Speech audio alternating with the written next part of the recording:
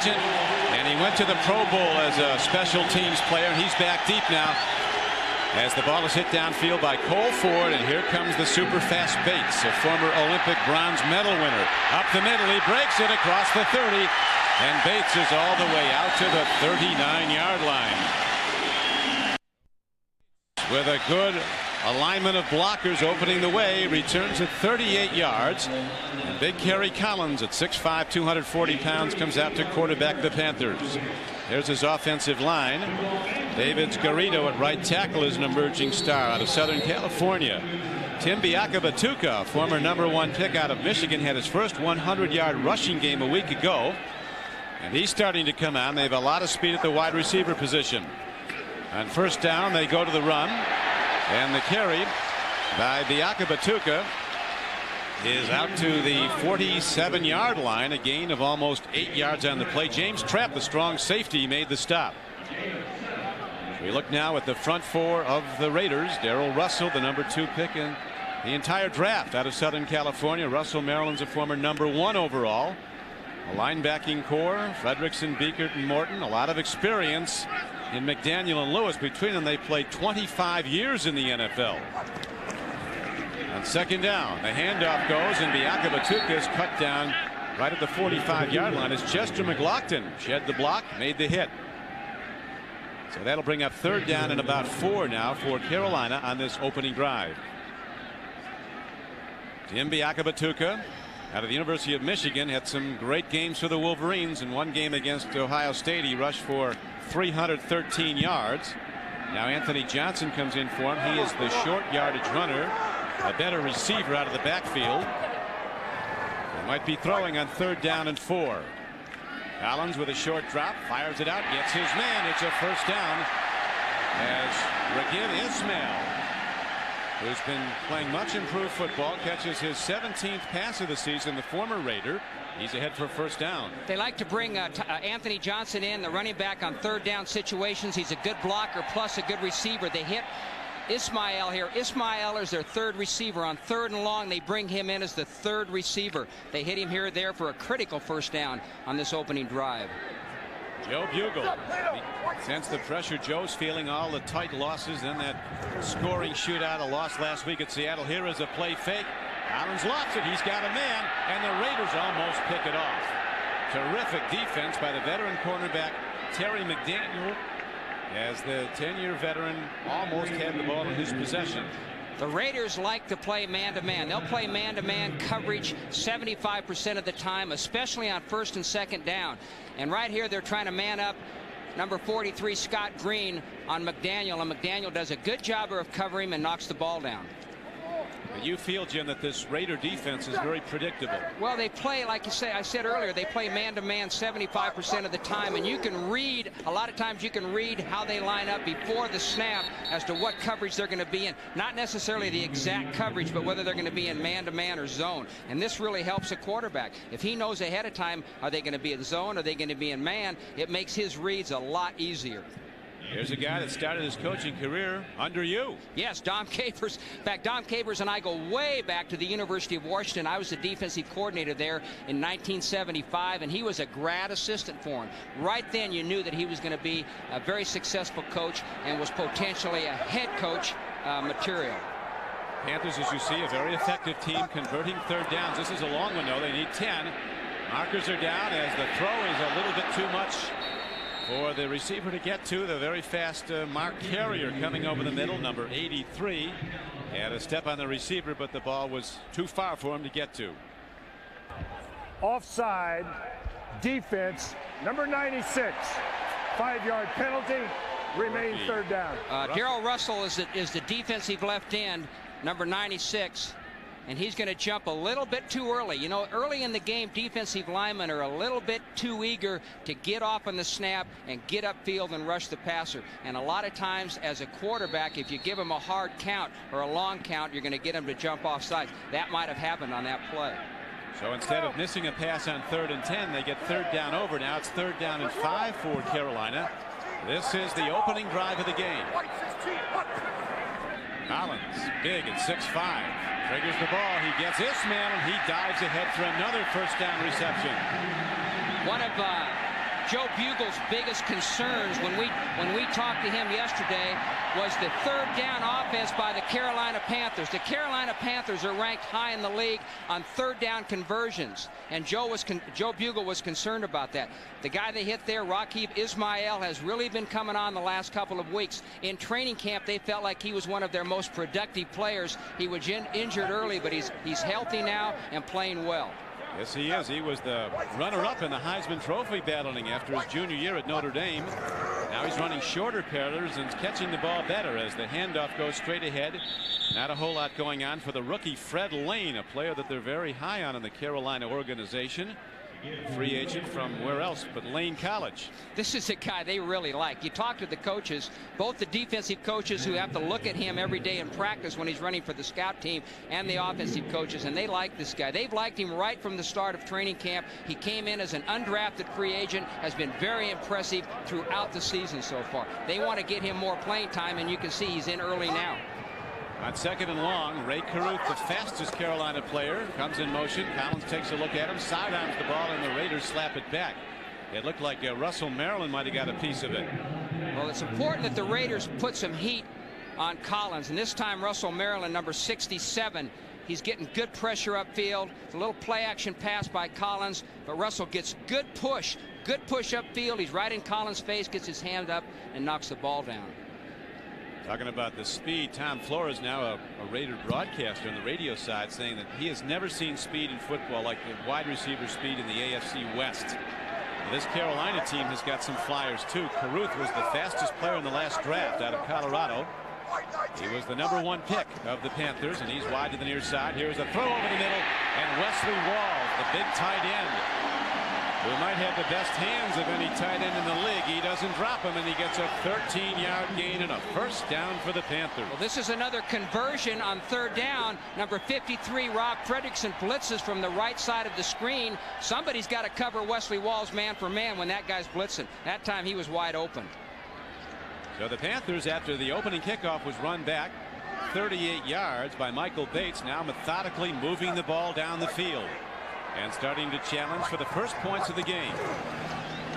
Collins swings it out. Out of the backfield is the rookie Fred Lane, and he's cut down and knocked out of bounds at about the 16-yard line. The middle linebacker Greg Biekert came over and took a shot and got him. When you play a lot of man-for-man coverage on pass defense like the Raiders do, one of the things you try to do as an offensive team is get a running back manned up on a linebacker. That time they had Fred Lane manned up on number 54, Greg Biekert, and picked up a pretty good gain there. They're gonna work on those linebackers. You see the red zone offense. They've been very effective now, the Carolina Panthers, as they have it down to the 15-yard line. At the beginning of the season, they had trouble in the red zone. Now they're heading down and into the end zone with the rookie Fred Lane as he takes it 15 yards for the first touchdown of the game.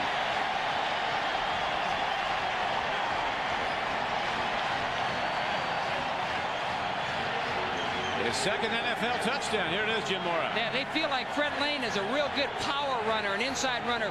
For a smaller back, he's very strong, and that way he hits it right up inside, breaks a couple tackles, and gets into the end zone. As you mentioned, Don, the Carolina Panthers, the last few games have been doing a real good job in their red zone offense, getting into the end zone from inside the 20. Now Casey, who led the NFL in scoring last season, place kicker John Casey drives the extra point through. So the Carolina Panthers out of the gate look impressive. Down the field they go, and they take a 7-0 lead. Don Criqui with Jim Mora back at Charlotte, North Carolina, where the Carolina Panthers just rhythmically took the ball down the field, mixing the run and the pass. And finally, number 32, the rookie Fred Lane, is in the end zone with his second NFL touchdown, and the Raiders find themselves down 7-0, ready to get the ball for the first time. Casey's kickoff carries to the near side. They kick away from Desmond Howard as the ball is taken back now by Tim Hall, and he is across the 15-yard line. And the Raiders will start out inside their 20-yard line. First possession of the day. Defense like the Oakland Raiders have early throughout this season, the worst thing that can happen to you is to come out on the opening drive and have the other team march right down the field for a touchdown. Here's the touchdown play, and Fred Lane cuts it back. The guy that's got to make the play is number 54, Greg Beekert. He's got to stay behind the ball. What he did there was he overran the football, overran the ball carrier. Lane cut it back for the touchdown. And it's 7-0 Panthers. Here's the throw up the middle by Jeff George, and it's broken up. As Tim Brown was coming off the flank. They might be throwing even more to Tim Brown today than usual. The guy who is already the AFC's leading receiver. There's the offensive line that blocks for George. Wisniewski, a four-time Pro Bowl player at left guard. In the backfield, Napoleon Kaufman averaging 5.7 yards every time he runs with the ball. He has been terrific. James Jett, the other wide receiver, across from Brown, has scored 8 touchdowns this year. The handoff, and here's a penalty marker as the Raiders go to the run, and Hoffman is knocked down at about the 20-yard line on a 2nd and 10, a gain of 2. Chad Cota, one of the safeties, came up to make the tackle.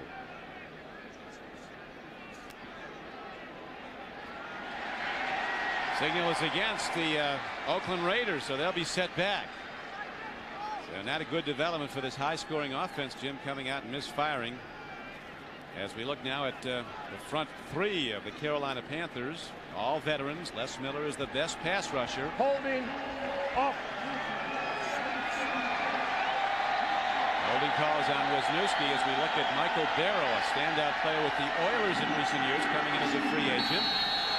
Eric Davis, a tremendous cornerback. He's been a Pro Bowl player. He is the key to their secondary, which is the best aspect of the Carolina defense.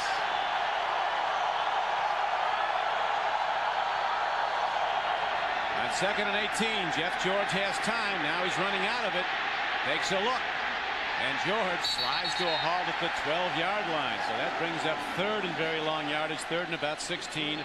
As linebacker Andre Royal, a free agent out of Alabama, number 58, ran him down. You know, one of the things that the Raiders have done very poorly so far this season is convert 3rd downs. They're second to last in the National Football League converting 3rd downs at about 1/4 of the time. And one of the things they've been working on this week is getting into 3rd and shorter situations so it's easy to convert.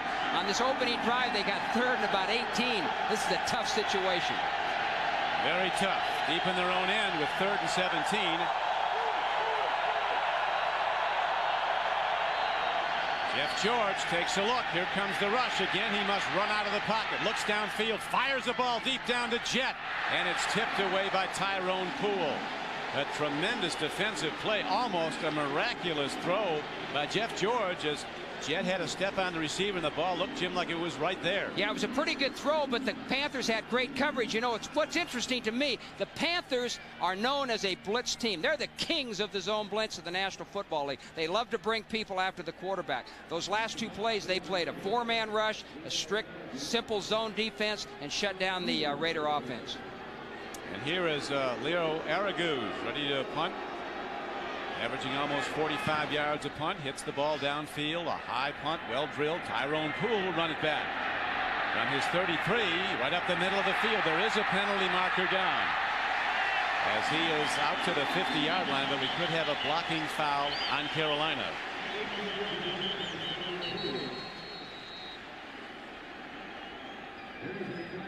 A 57-yard punt and an 18-yard return, and now they discuss it. The referee, Gary Lane. And Howard Slavin, the side judge, is telling them what he saw. Clock stop with 7 minutes and 51 seconds to play in the first quarter. The Panthers in the lead 7-0 on their home field, where they were unbeaten last year. Unbeaten last year, but only 1-3 this year. Yeah, they lost their first 3 home games this year. On the kicking team, personal foul. Joe Bugle wasn't looking for that. Not a good start by the Raiders. The defense goes in on the first series. Carolina marches right down the field. While the kick was in the air, unsportsmanlike conduct, number 88 on the kicking team. That penalty's declined. First down. Orlando Truitt was unsportsmanlike. So the Panthers will start at the 50. Ball for a second time. They scored on their opening drive. The Panthers fast finishers, Jim. Oh, yeah, and Coach Capers has put a tremendous emphasis on what they do the second half of this season. They've been very good the last 2 years. If they win today, they can be 5-4, same as they were last year when they won 8 straight and won the division championship. Now let's check out the Jets and the Patriots as we go to Greg Gumbel in New York. Greg?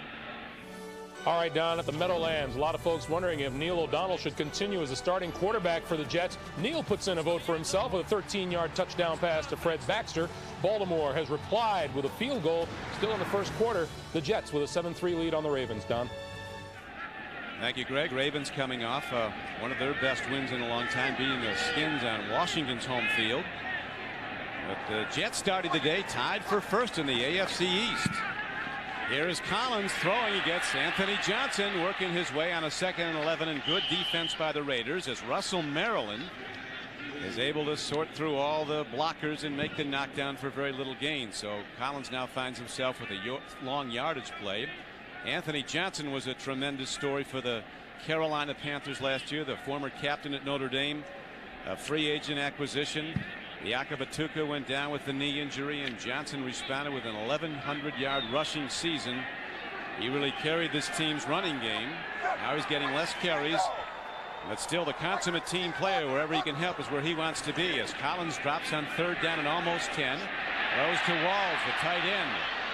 Sets himself to take the hits, and he's knocked down at the 45-yard line. Cornerback Terry McDaniel was the first guy to get him.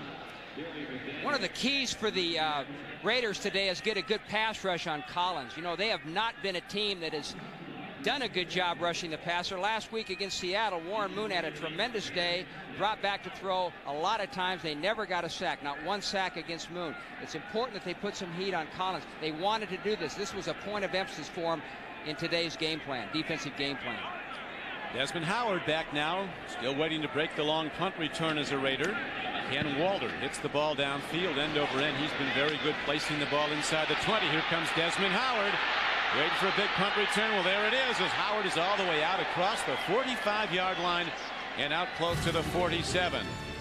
So Desmond Howard gives the Raiders good field position. Life blimp. The dog on the dirigible. There he is.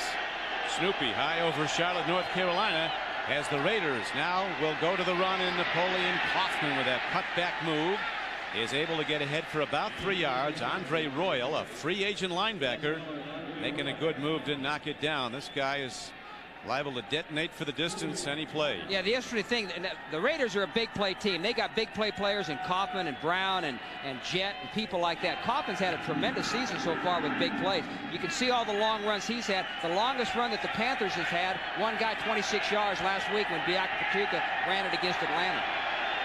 Desmond Howard's 31-yard punt return set up the field position for the Raiders. Here's Jeff George looking, and he has the ball slapped back at him. As we look at the ticker, Minnesota jumping out to a 10-0 lead on the Patriots. Patriots losers of 3 of their last 4 in a tailspin. Buffalo, a leader over the Dolphins, is reported by Greg Gumbel. The Jets up on Baltimore 7-3.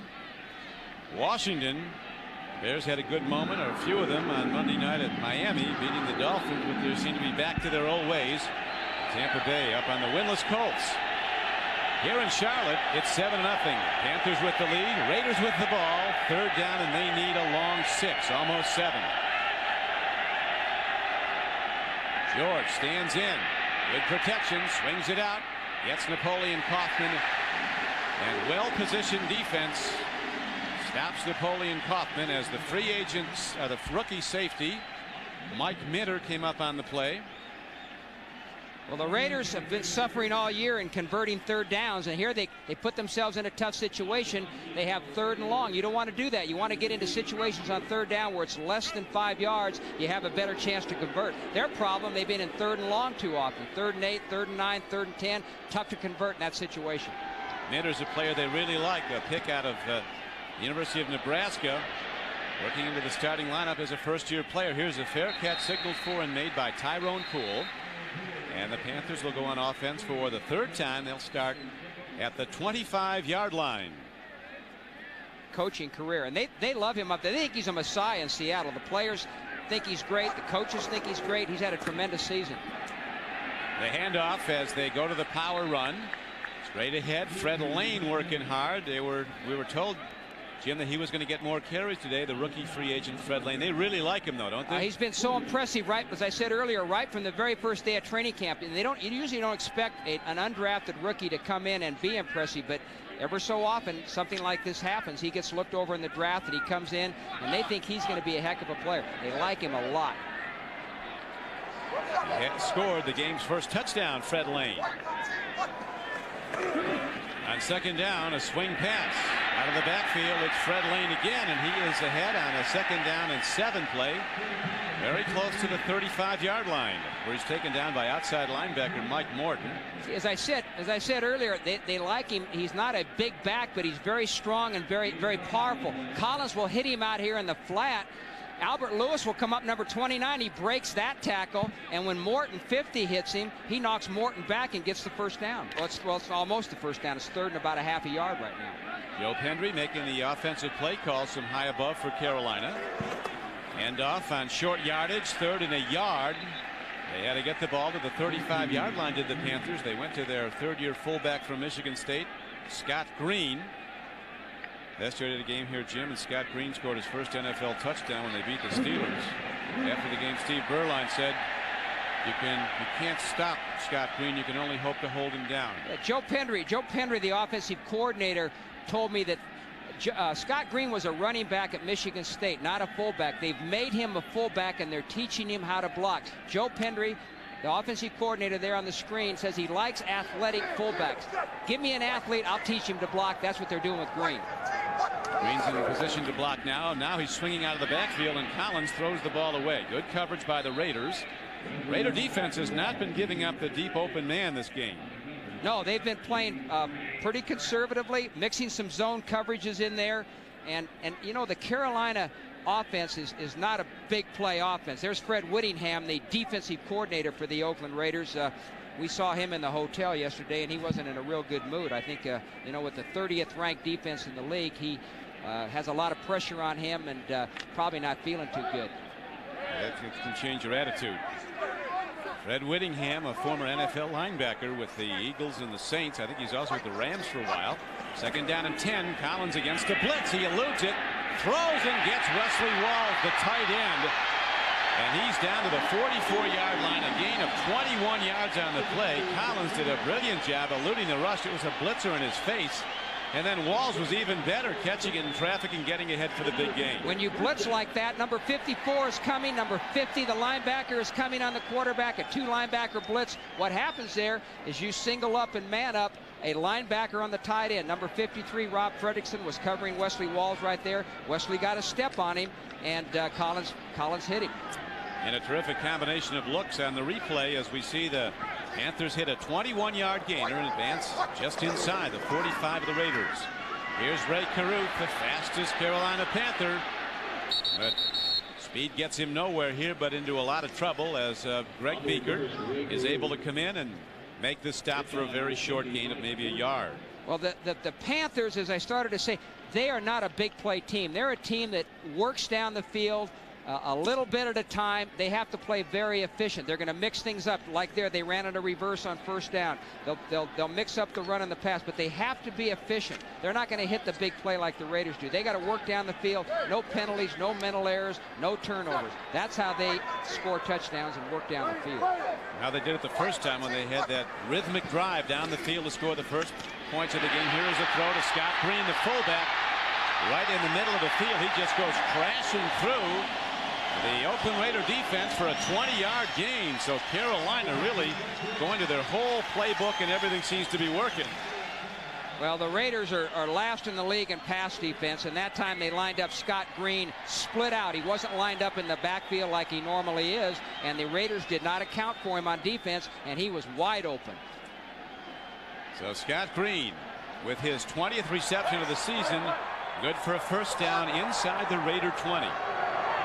It's 7-0 Carolina in the first quarter.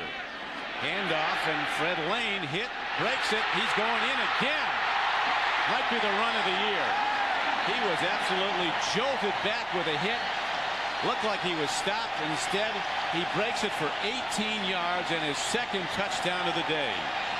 You know, I don't think if Bianca Patuca hadn't gotten hurt that Fred Lane would have been the game as early as he was today, but he's come in, he's got his opportunity, and he's certainly making the most of it. What a great run that time by Lane. He has stopped at the line of scrimmage. He has literally stopped, but he busts through, breaks tackles, and makes a heck of a run to get into the end zone. He just took a hit and then broke open the Raider defense for an 18-yard touchdown run. The left-footed place kicker, John Casey, delivers his second extra point of the day. And it's a 14-0 Carolina lead. This is not a play that ought to score. The Raiders are in good shape. What they've got to do is make tackles. Man. Beekert, number 54, misses a tackle. Morton, number 50, misses a tackle. That's bad defense and good running on the part of Fred Lane. But the Raiders have got to make this. They've got to stop this guy right here. There's no excuse for this. Look at, there's a shot right there, missed tackle. Another shot, missed tackle. And then the terrific balance by Fred Lane. Morton had a shot at him. Beekert did. Eric Turner had a shot at him, the safety. Looked like Fred Lane just wanted it more. And there's he's excited. Look at that. I haven't seen that one before.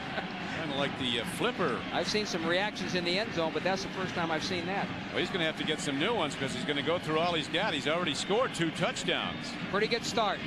Undrafted rookie from Lane College. He's fired up now. I asked Bill Polian, who runs the Panther organization, how they came up with Lane. He says just good scouting. But you wonder how a guy from the day he came to camp was impressive, wasn't drafted at all. It happens all the time, Don. It's just amazing. All the money that teams spend on their scouting, all the scouts that they have, they cover all the colleges, they get all this information. They have the national scouting system, they have the combine, and guys like Fred Lane pop up every year. Now look at Terrell Davis, the best runner in the league this year at Denver. He was a 6th-round draft choice. Tim Hall takes it about 5 yards deep. And it will come out to the 20. First down and 10 for the Raiders, who are in trouble after a quarter of play, trailing 14-0. The terrific stories in pro football, and Jim Mora, you're a very big part of it. You brought him into pro football. Well, I had Sam for 12 years, 3 years in the USFL and 9 years with the Saints. He's in his 12th year in the National Football League. 5 Pro Bowls. When he came into the USFL, we signed him in the back of a van, gave him a $250 signing bonus, 2-year contract for $20,000 and $22,000. And you think he's the best you've had, isn't he? He's the best football player I've ever coached. I've been coaching for 37 years. He's a coach's dream. How's that for a recommendation? Here's a throw to Tim Brown, beautifully threaded in by Jeff George just before he took a hard hit. And the gain is upfield for 16 yards and a Raider first down. Well, the Panthers are a good pass rush team. I haven't seen them do much zone blitzing yet today. That was just a 4-man rush, but they're getting there with the 4-man rush. They don't need to zone blitz at this point. Tim Brown, he said, come to me with the ball. Joe Bugle said, we're good listeners as coaches. When your great players tell you what is going to work, you got to listen to them. And Brown wants to get the ball more today. Here now is the handoff as Kaufman runs. He's thrown back. Kaufman very strong and super fast, but he's not big at 185 pounds. And Sam Mills got the full force shot on him. Vic Fangio, the defensive coordinator for the Panthers, felt like the guy they had to stop was Napoleon Kaufman. They said he's the guy that they were most worried about. They got a lot of big play players on that Raider offense, but Kaufman was the guy. The main reason, not only because he's so good, but because the thing that the Panthers have had the most trouble with this year is stopping the run. They need to stop Kaufman. They put a lot of emphasis on him this week. Let's see what the Raiders do now on 2nd down and 9. It is back to Kaufman on a sweep, and Kaufman, with a little bit of a gap, is able to rocket across the 40 for a 7-yard gain. Now let's go back to New York to Greg for an update on the Vikings and the Patriots. Don, slippery football at the Metrodome. Brad Johnson casts off to Chris Carter, who makes the grab, loses the football, and count the number of shots anyone has picking it up before Robert Green of the Vikings falls on it at the 1. It set up Mo Williams' 1-yard touchdown run. It's now the second quarter. The Vikings with a 10-point lead on New England, Don. Thanks, Greg. As we come back now to Charlotte, North Carolina. Raiders down 14-0 early in the second quarter. Jeff George makes the throw and a connection to his tight end, Ricky Dudley. And Dudley, who's averaging over 18 yards a catch, gets almost 20 on that reception. As Tyrone Poole finally hauled him down. This guy's turning into an all-pro receiver. Ricky Dudley. And the Panthers were in a zone blitz that time, and Sam Mills, number 51, was dropping off in coverage. He had good coverage. He just missed the tackle. Dudley's a big, good-looking athlete. Sam's got to make the play, got to make the tackle. That was Dudley's 25th catch of the season. Coda's shaken up. Back in Charlotte, Chad Cota, one of the most popular Panthers, a 7th-round draft choice out of Oregon, who made some big plays last year and is a starter this year, shaken up, but apparently Chad's okay. Right now, the Raiders' offense looks to be better as they start to move down 14-0. Pitch back. Hoffman, look at him cut back. On a 1st and 10 carry, he takes it ahead for a gain of about almost 8 yards. When we signed Sam Mills in the USFL, he had already been cut by the Cleveland Browns and a team up in Canada. And at the time we signed him, he was teaching in Montclair in a junior high school. He was teaching shop and photography. And now he's completing his 12th year in the National Football League. Pretty good story.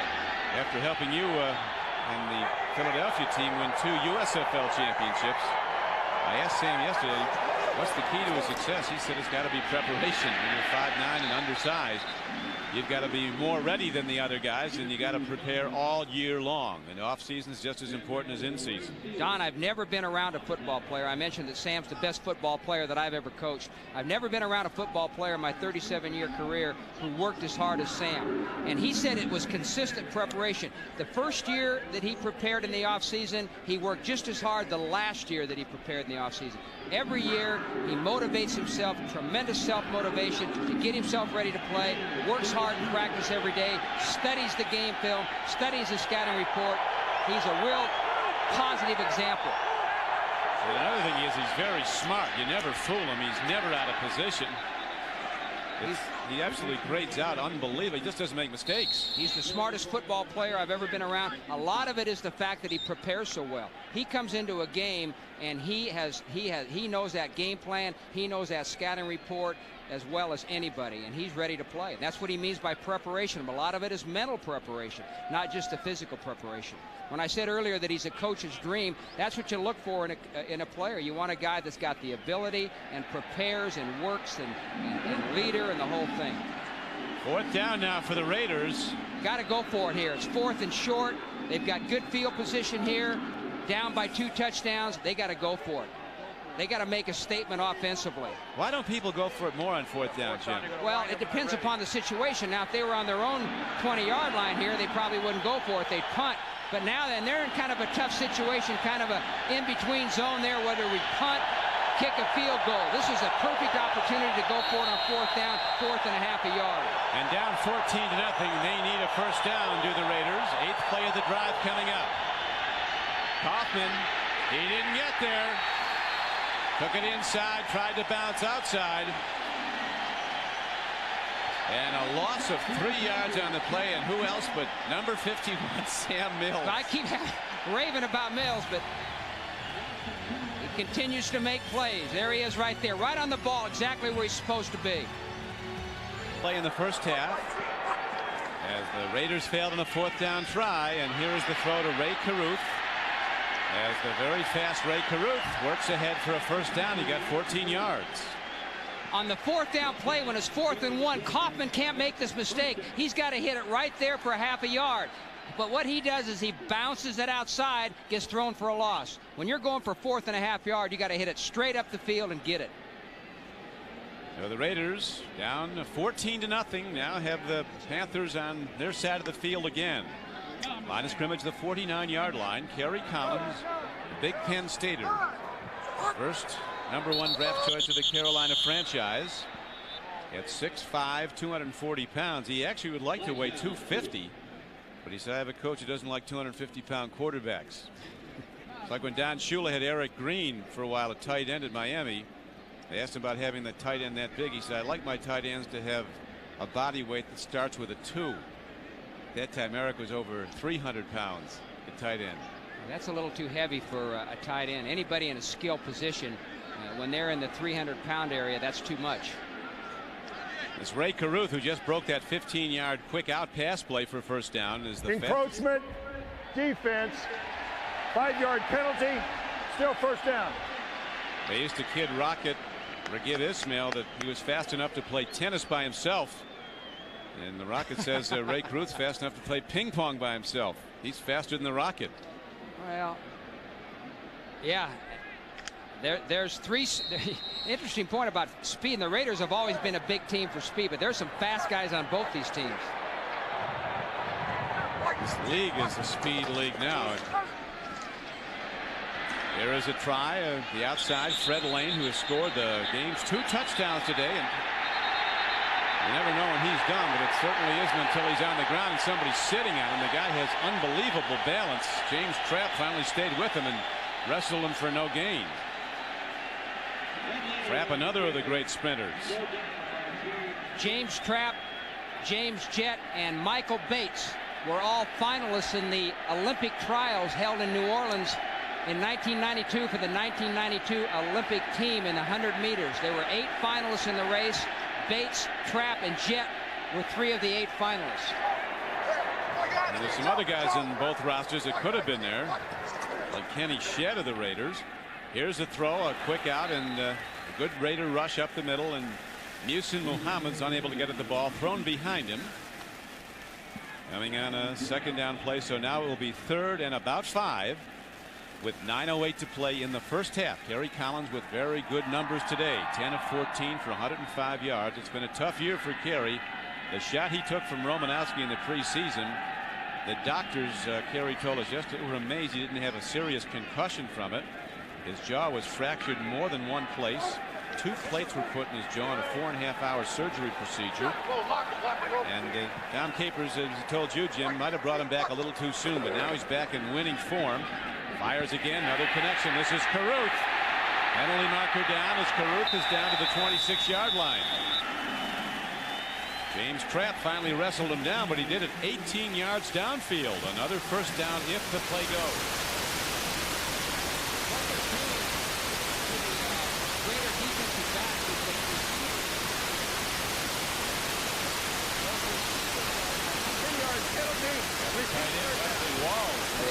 They're taking off like they're going to run a deep route, and those Raider defensive backs are bumping with them, playing bump and run, man-to-man, and then they're stopping the receivers.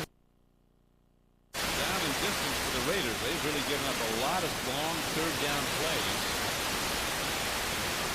Sanders with the Oilers in the opener, and Larry Brown for a 48-yard touchdown in a 3rd and 18 play. And they're costing the game. Here is running off with the wide receivers. They're watching the wide receivers. They're not watching the quarterback. When the quarterback starts to scramble, they can't react up to make the tackle because they're running off with the wide receivers. That's one of the problems of playing man-for-man pass defense. And they talk, Jim, about Kerry Collins' greatest attributes are his fiery competitiveness. And he's fearless, leading with his head, even with the surgery on his jaw, and he gets the first down. Here's Lane again. Fred Lane breaks it, and a sweep to the far side. He is inside the 20-yard line. He has a gain of 14 yards and another Carolina first down. Well, this is a heck of a play by Fred Lane. It's a little counter play. Scott Green is going to lead, makes a nice block on the linebacker, Fredrickson. That linebacker has got to keep outside contain on the running back, make the running back turn back inside. Good downfield blocking there by the wide receivers. Muhsin Muhammad, a big wide receiver at 218 pounds, through a key block. And the Panthers drive out inside the Raider 20. Fred Lane working hard is down to about the 16-yard line. Tim Biakabatuka started the game.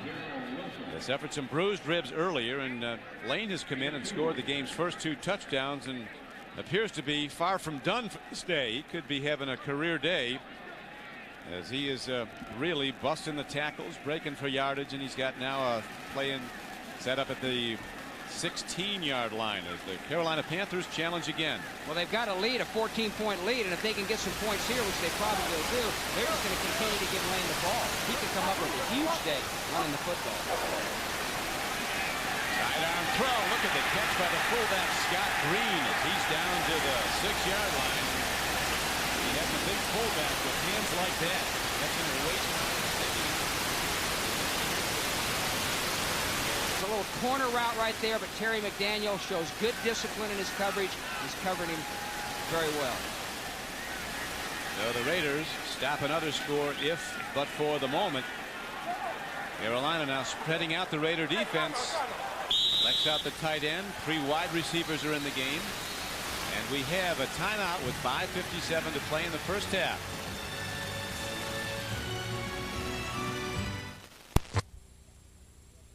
And last in the National Football League, and they aren't going to improve much from what we've seen so far. Carolina, the fewest rushing touchdowns this season with only 3 coming in, but already they have 3 today. 2 by the rookie Fred Lane and the last by the quarterback Gary Collins. Yeah, they get 3 in 8 games and 3 1/2. This is the first time I've seen the Panthers live. We've seen a lot of them on tape, but I'll tell you one thing, they look every bit as good as they were last year when they went 12-4 and then beat Dallas here in the playoffs and went against the Packers in the NFC title game. Breaking it back across the 25-yard line, and that'll give the Raiders 1st and 10 at about the 26-yard line. As on NBC tonight, for 400 years they stalk mankind. NBC tonight.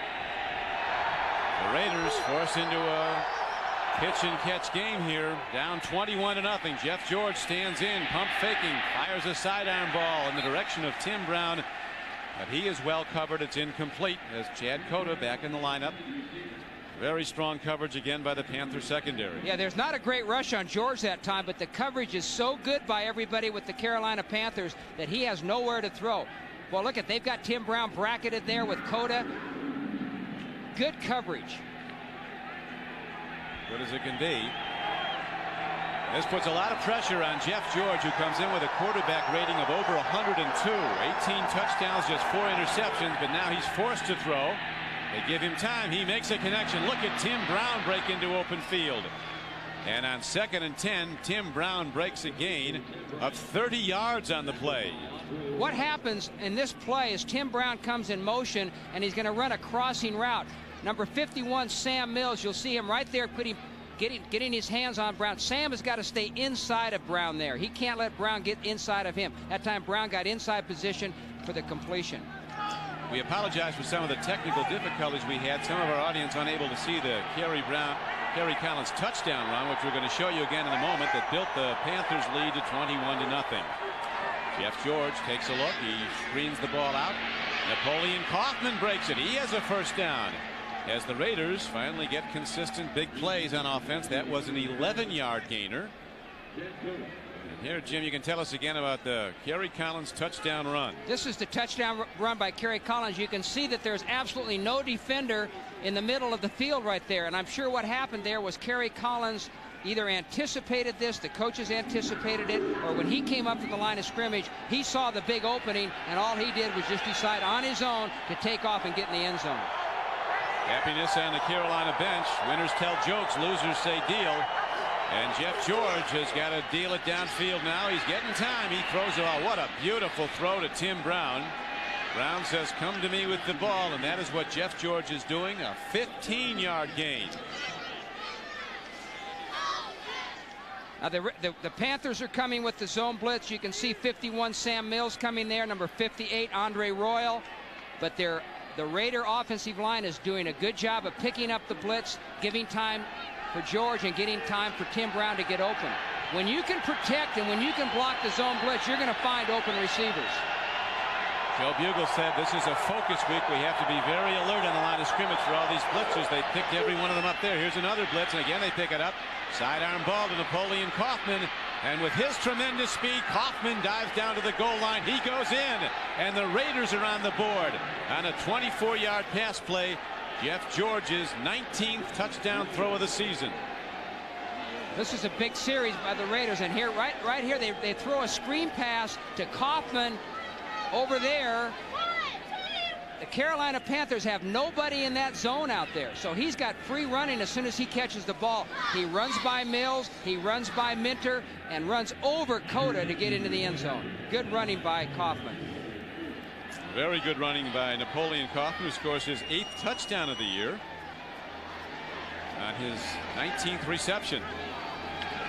Now the extra point is hit up and good by Cole Ford, and the Raiders are finally on the board with 3:24 to play in the first half. The Panthers lead 21-7. The Raiders, with that turbocharged big play offense, finally hit a big play and a touchdown. Napoleon Kaufman, on his previous 7 touchdowns, averaging over 48 yards per touchdown.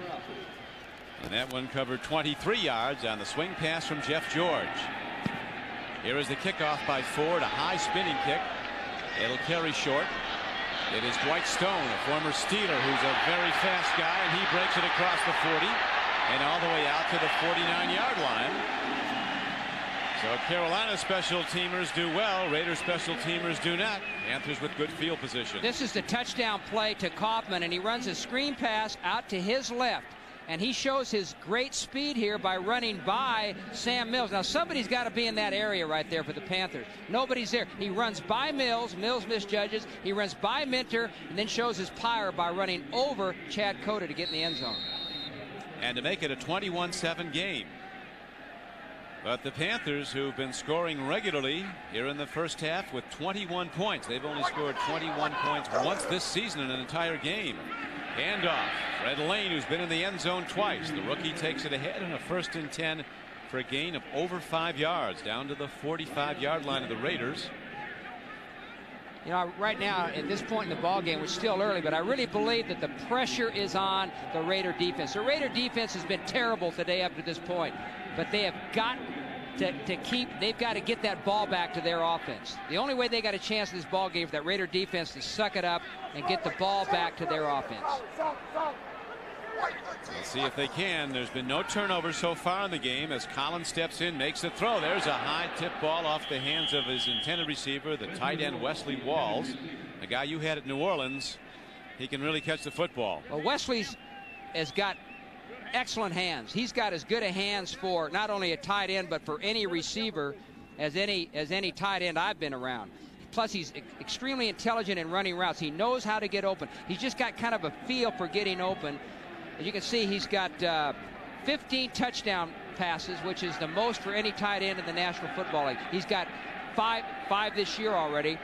He's a tremendous weapon in this Panther offense. He is, even more than Ben Coates. Here's the throw. No more to use. Extol the virtues of Wesley Walls as a receiver, and he demonstrates his ability to get open and to make the catch. A 20-yard gain on the play. Well, this is pretty good coverage by number 43, Lorenzo Lynch. But Collins does a nice job of throwing the football where Lynch can't stop it. Now he's on him pretty good right there. But Collins throws it over that outside shoulder, and Wesley's open just enough to make the catch. He's a heck of a receiver. We had him for 2 years at New Orleans. He had been with the 49ers before that. Had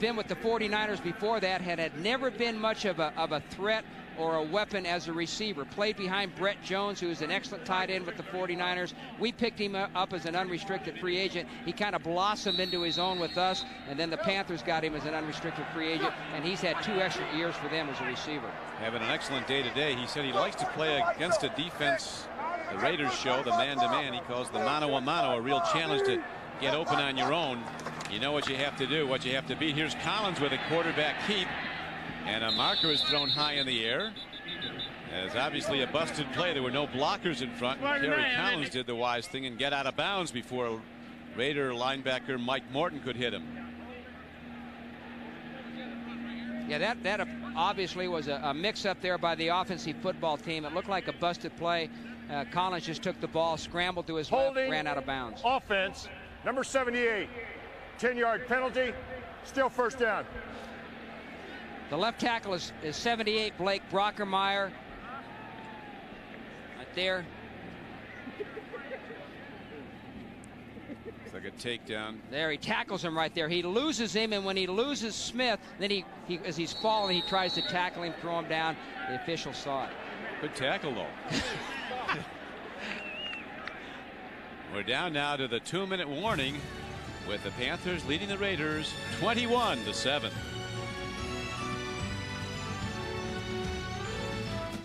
The The MetLife blimp Snoopy 1 has teamed up with NBC Sports to provide you with aerial coverage of today's game between the Raiders and the Panthers.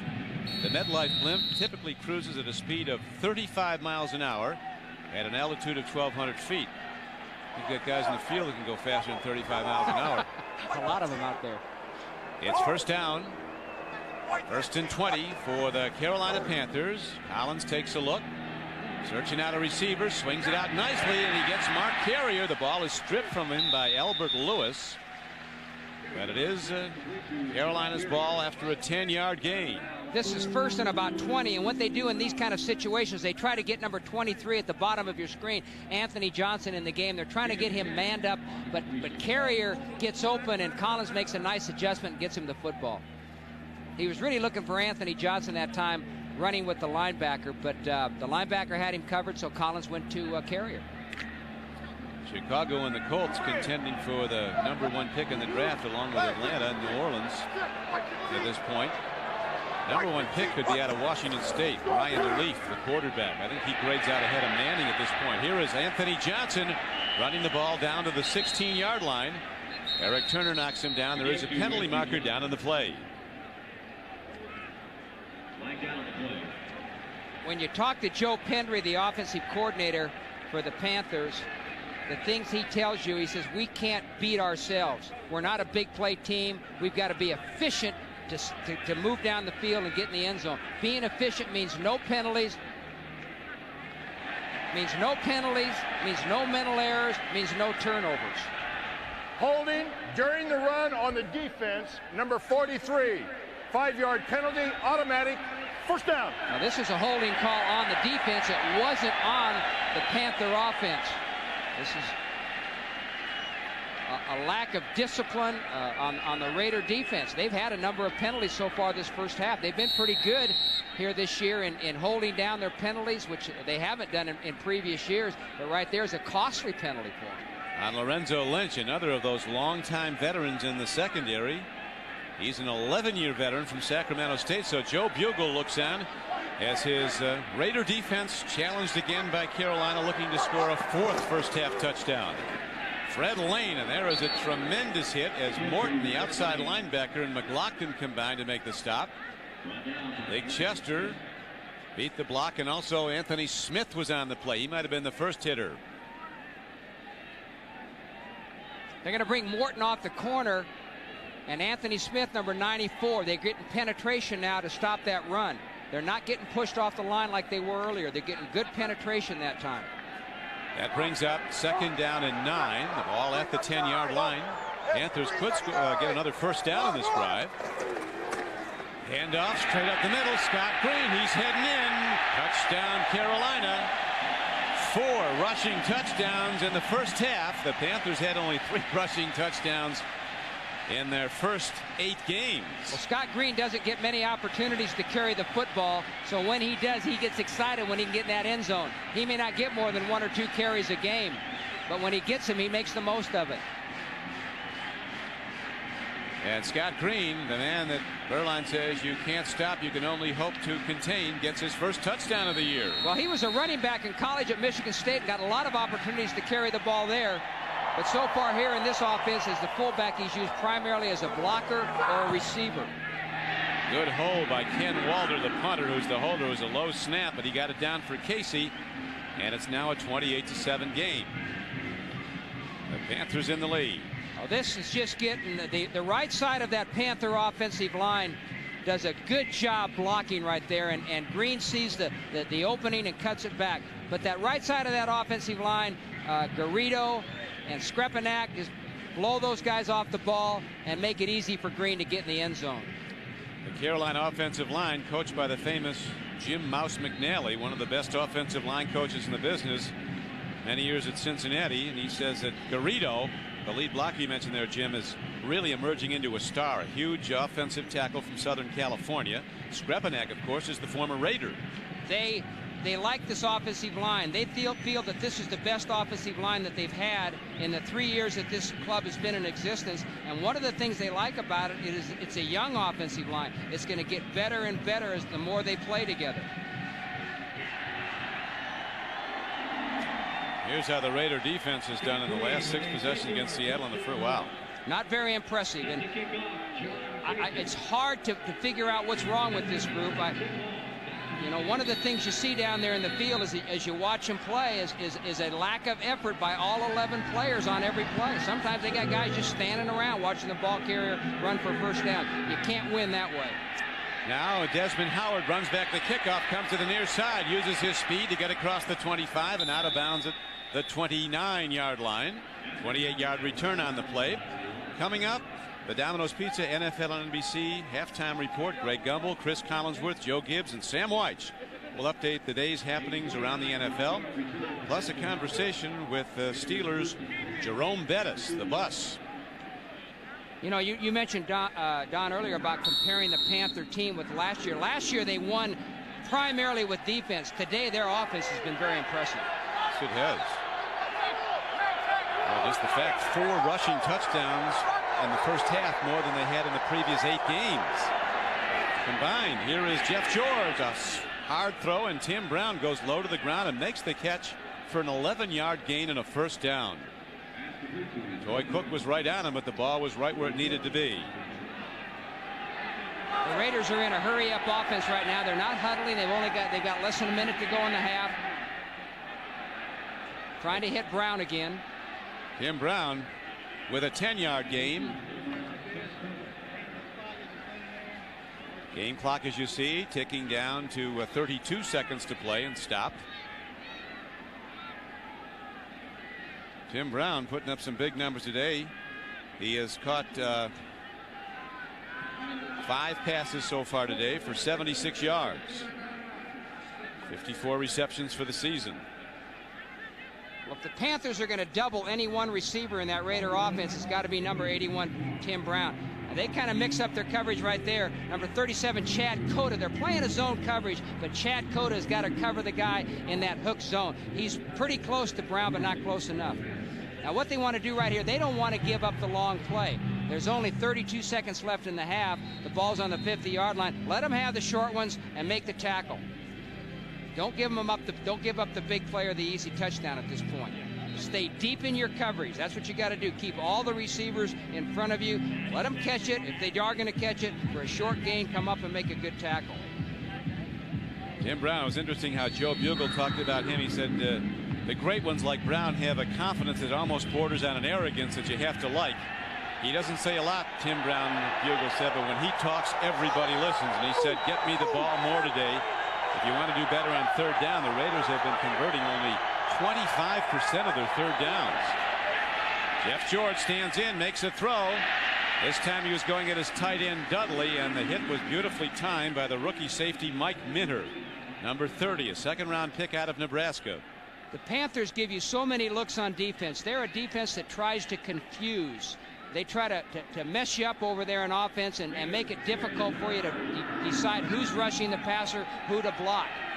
And that time they brought both Lathan and Mills on the rush. An interesting contrast to the Raiders defense, which you say is so very basic. Totally opposite. They're down and short for the Raiders. They're going to throw, needing only a yard. They get the connection. That is Dudley, the big tight end from Ohio State. The emerging star, as he is down to the 37-yard line, a 14-yard gain, but time very much a factor, and the clock is down to 16 seconds in the first half. So the Raiders quickly call for a timeout. So Jeff George will have about 3 shots at the end zone. A natural grass playing field here in Charlotte. But on October 10th, Ericsson Stadium played host to the Rolling Stones. Mick Jagger and company tore it up on stage, and they also tore up the turf. Last week's game against the Falcons hadn't quite recovered from the big night. There's Mick Jagger.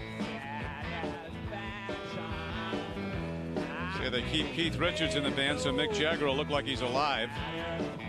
And there's the field they had to tap down, which they did.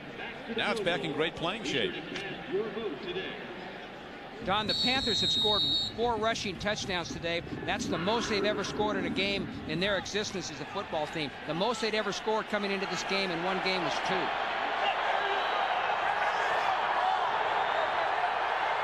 "16 seconds to go in the first half. Raiders down 28-7. Jeff George throws the out pattern that comes in way high, as there was a lot of people covering Tim Brown, so he went to number 82. The very fast James Jett, who has caught 8 touchdown passes this season. He credits the fact that he's caught 8 touchdown passes this season, which is a lot more than he's ever caught before in his whole career, to the fact that he's got a quarterback like Jeff George who is going to go to him more often than say Hostetler did or some other quarterback they've had. James Jett, a gold medal winner at the '92 Olympic Games in Barcelona as part of the 4x100-meter relay team. George stands in on second down, end zone throw, and he overshoots his man. Again, he was going to Jett. Very good coverage by Ty Poole. 38. 6 seconds left. I guess you take one more over-the-top shot at the end zone. Yeah, it's too long for a field goal, so the only thing, you got one play left, you've got to throw it into the end zone. You've got to get people down there and throw it deep. And of course, the Panthers, what they've got to do is not allow, they've got to stay deep, get back there in a prevent. This is where you play your prevent defense. Get your defenders back there deep and let them catch something in front of you. Just don't let them get in the end zone. Last play, the Raiders got to go for the end zone on this one. Tim Brown is the slot back, second back down from the top. Jeff George stands in. He gets some time. He throws an out pattern to Tim Brown, and there's still a second left on the clock. So nicely done by the Raiders. A 10-yard gain. Tim Brown with his 6th catch of the day. Well, maybe that's why I'm not coaching anymore. But what they did was good strategy too. They felt like they had time to get the out route to Brown, get him out of bounds, and get in position to kick the field goal. So they're going to settle for 3 points. Now he's fired up about it. That was a good play. Good coaching call, good move, and good execution by the offense. Cole Ford will try a 45-yard field goal attempt. He hit a career-long 53-yarder against Seattle. Here is a high spinning kick. Will it get there? It does not. Well, when you make a move like that, then you got to feel confident that your field goal kicker is going to get one through. That didn't happen that time. He should have made that. So the first half ends in a standing ovation for the Carolina Panthers here at their home stadium, as with 4 rushing touchdowns in the first half, they've taken a 28-7 lead.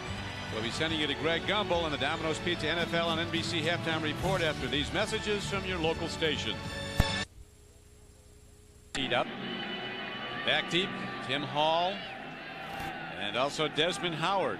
They need big plays, and the Raiders really were held down. The explosive offense of the Raiders was pretty much held in check by the Carolina defense in the first half. Well placed by Casey, gets it to Hall away from Howard, and he's out to the 27-yard line. And there, Jeff George and the Raider offense will go out. First down and 10. 21-yard return by Hall. As you look at the Coors Light halftime statistics, a huge advantage for Carolina, Jim, in the rushing. I think that's the key stat here, because one, Oakland was going to try to run the ball on Carolina, who's had a tough time defending the run all year, and they've held them to 20 yards. Plus, Carolina is running the ball, scored 4 rushing touchdowns, and when they run the ball like that, they keep time of possession. As you can see, it keeps that explosive Raider offense off the field. Somewhat ironic. Usually when you give up 28 first half points, you'd have 3 turnovers. Raiders haven't turned the ball over at all. Well, the Raiders have been pretty good all year about protecting the football. Here's a throw up the middle to Napoleon Kaufman, who has scored the Raiders' only touchdown of the play on a swing pass of the game. A 9-yard gain on that. So the Raiders here in the second half really have to get things going. Don Criqui with Jim Moore. And Jim, as you look at the Raider defense, though, there's been a lot of indicting remarks made at halftime by people who think that they're just not playing hard at this point. Well, they don't play hard consistently. Some plays they play hard. Some plays they got 9 guys hustling and 2 guys standing around. They've been very poor tacklers today, and they haven't played with good fundamentals or good discipline. That's been their problem all year long. We'll see what they do when the defense comes out. Right now, the offense trying to pick it up as George steps in. A marker is thrown. He shuffles the ball to Derek Fenner on a 2nd and 1, and he's ahead to the 45-yard line, but there could be a holding call against the Raiders.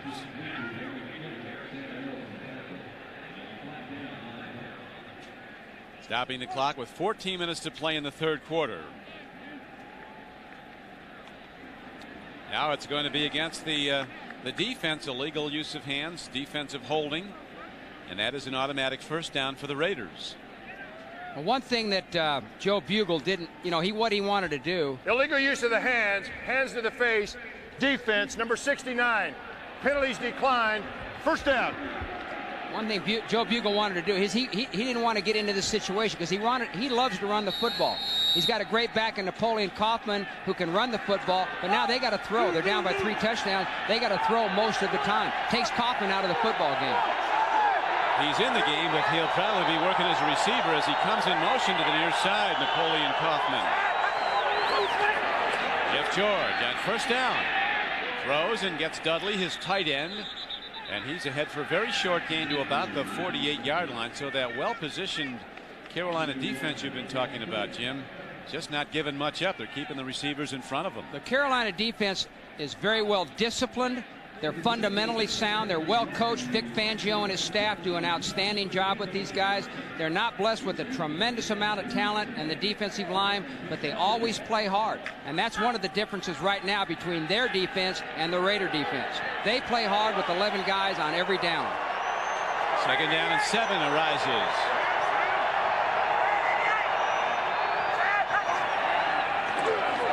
Jeff George takes a look. He lofts the ball down to Tim Brown, who makes the catch inside the 20. And Tim Brown is all the way down to the 10-yard line on a sensational throw-catch play. Good for a 42-yard gain.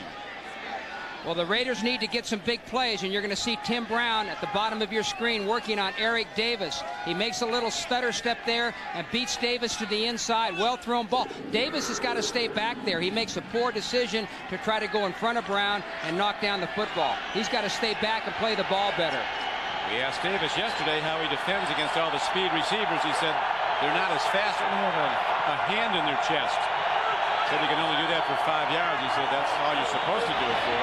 Here is a sack as Jeff George is caught by a blitz. Lamar Lathan with only his 2nd sack of the year. He had 13 and a half last season, but he grades out as a very effective player even with a limited amount of sacks. Vic Fangio, the defensive coordinator, here he comes right there. And he gets off. What happens there? He gets off on the snap a lot quicker than Harlow. Harlow's slow on the snap. You'll see Latham. Latham is by him before he even reacts. That's just good, quick get off by Latham. As you mentioned, he's playing well. He doesn't have the sacks that he had last year. Last year he was 2nd in the league, 13 and a half sacks. This is his 2nd sack all year, but he's playing good football. Well, the Raiders now set back to the 16-yard line. And we have a timeout as Jeff George wants to get some counsel from the sideline. One thing about the Raiders, they can make it happen fast. They are down at this point 28-7. But we're early in the 3rd quarter. As they're sold out again. They are every game here in Charlotte. Carolina Panthers in their 3rd year, in their 2nd season. What an extraordinary year. A divisional championship.